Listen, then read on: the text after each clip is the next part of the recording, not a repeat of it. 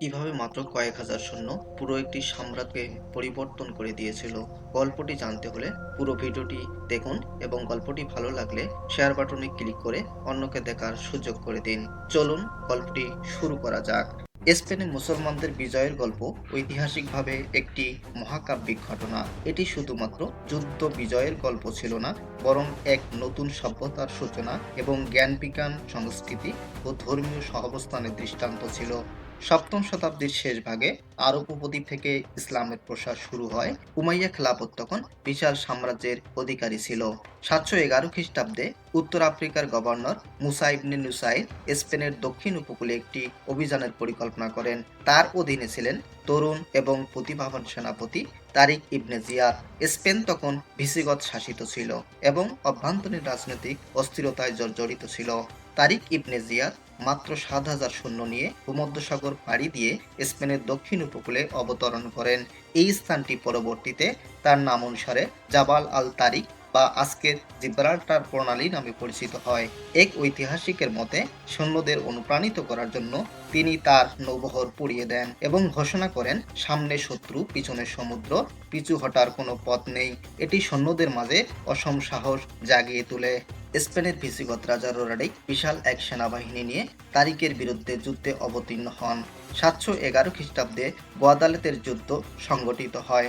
সংখ্যায় অনেক কম হওয়া সত্ত্বেও তারিকের সেনাবাহিনী কৌশল এবং দৃঢ়তায় রোডারিকের বাহিনীকে পরাজিত করে। রোডারিক নিহত হন এবং তার সেনাবাহিনী ছত্রভঙ্গ হয়ে যায়। এই বিজয় মুসলমানদের জন্য স্পেনে একটি নতুন যুগের সূচনা করে। যুদ্ধের পর তারিক ইবনে জিয়াদ স্পেনের প্রধান শহরগুলো যেমন কর্ডোবা, সেভিল, টলেডো একে একে দখল করে নেন। এই বিজয়ের মাধ্যমে স্পেনের বড় একটি অংশ মুসলমানদের নিয়ন্ত্রণে চলে আসে। পরবর্তীতে মুসা ইবনে নুসাইর স্পেনের উত্তরাঞ্চল পর্যন্ত অভিযান চালান। স্পেন বিজয়ের পর মুসলমানরা এই অঞ্চলকে আল আন্দালুস নামে অভিহিত করেন। কর্ডোবা ছিল এই শাসনামলের কেন্দ্রবিন্দু। মুসলিম শাসনে স্পেনের সমাজ, অর্থনীতি এবং সংস্কৃতিতে এক বিপ্লব ঘটে। কর্ডোবা ইউরোপের জ্ঞান বিজ্ঞান চর্চার কেন্দ্রবিন্দু হয়ে ওঠে। গণিত, জ্যোতির্বিজ্ঞান, চিকিৎসা ও দর্শনে মুসলিম পণ্ডিতরা অসাধারণ অবদান রাখেন। বিশ্ববিখ্যাত বিশ্ববিদ্যালয় ও গ্রন্থাগার স্থাপিত হয়। কর্ডোবা মসজিদ, আলহামব্রা প্রাসাদ এবং গ্রানাডার স্থাপত্য আজও বিশ্বজুড়ে পরিচিত। মুসলিম শাসনে খ্রিস্টান ও ইহুদিদের সঙ্গে শান্তিপূর্ণ সহাবস্থানের নজির সৃষ্টি হয়। 8ম শতাব্দী থেকে 1492 খ্রিস্টাব্দ পর্যন্ত মুসলমানরা স্পেন শাসন করে। তবে ধীরে ধীরে মুসলিম শাসন দুর্বল হতে থাকে। বিভিন্ন ছোট ছোট রাজ্যে বিভক্ত হয়ে যায়।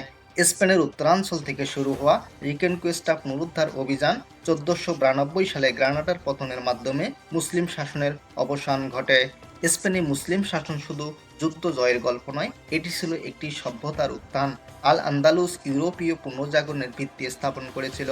শিক্ষা, বিজ্ঞান এবং সংস্কৃতির প্রসারে মুসলমানদের অবদান আজও স্মরণীয়।